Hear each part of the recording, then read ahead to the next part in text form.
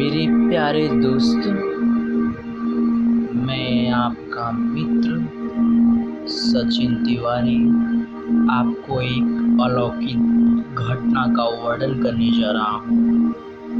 दोस्तों, मैंने सुना था बहुत कि ये जन्नत जन्नत जन्नत, पर मुझे पता नहीं था कि जन्नत होता क्या है।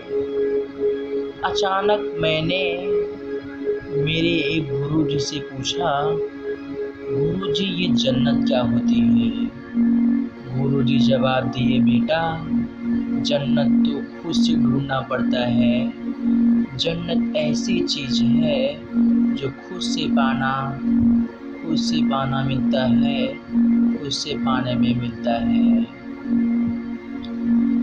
तो मैं एक जगह सुकून से शांति से बैठ गया और जन्नत के बारे में सोचने लगा। अचानक मेरे दिमाग में एक विचार आया, क्यों न मैं जन्नत की खोज करूं। दोस्तों, मैंने अपने जरूरी सामान उठाए, बैग में रखे और घर से निकल गया। घर से चलने के 5-6 मील बाद मैं एक नदी के किनारे बैठ गया। मैंने भगवान का स्मरण किया, मैंने भगवान का नाम लिया, मैंने भगवान का पूजन किया। फिर मैं वहाँ से निकल गया जन्नत की तलाश में। मैंने अच्छे अच्छे धार्मिक स्थानों पे देखा, अच्छे अच्छे लताओं पे देखा, अच्छे अच्छे पवित्र स्थानों पे देखा कि मुझे अब जन्नत मिले, लेकिन मुझे कहीं भी किसी प्रकार का कोई जन्नत का दर्शन नहीं हुआ। मैं अच्छे अच्छे जगह जहाँ पे देखा, मैं बहुत बढ़िया बढ़िया जगह पे जाके देखा, पर दोस्तों मुझे जन्नत का दर्शन कहीं नहीं मिला। दोस्तों, मैं काफ़ी थक गया जब मैं दर्शन किया भगवान का, सतीर्थ स्थान का दर्शन किया। उसके बाद मैंने अपना सामान उठाया और मैं घर पे आने के लिए ठान लिया।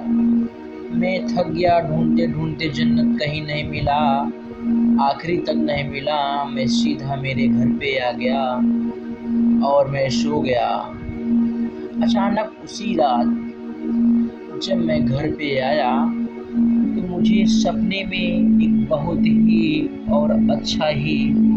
बहुत ही अलौकिक वस्तु दिखाई दी। तो मैं बहुत विचलित हो गया। सपने में ही मैं अपने गुरुजी से पूछा कि गुरुजी यह अलौकिक वस्तु क्या है, अलौकिक दृश्य क्या है? गुरुजी ने हमें उत्साहित होकर जवाब दिया कि पुत्र, यही तो जन्नत है जिसे तुम ढूंढने के लिए घर से निकल गए थे। यही ये जन्नत है मित्र। तो मैं उस जन्नत को देखा तो बहुत ही प्रसन्न हुआ, बहुत ही खुश हुआ। परंतु मित्रों, जब मेरी आंखें खुली तो मैं क्या दृश्य देख रहा हूँ कि मेरी सिर जो है ना, मेरा जो सिर है वो मेरी माँ की गोद में है। मेरा सिर वो मेरी माँ की गोद में है। तब मुझे समझ में आया मित्रों कि असली जन्नत तो मेरी माँ की गोद में है। मैं जिस जन्नत की तलाश में इधर उधर भटक रहा था वो तो माँ के चरणों में है, हमारी माँ की गोद में है। दोस्तों, माँ से बड़ा जन्नत, माँ से बड़ा भगवान, माँ से बड़ा गुरु, पिता से बड़ा गुरु इस संसार में कोई नहीं है मित्र। सबको दुख देना पर अपने माँ बाप को दुख कभी मत देना। पुत्र, माँ वो होती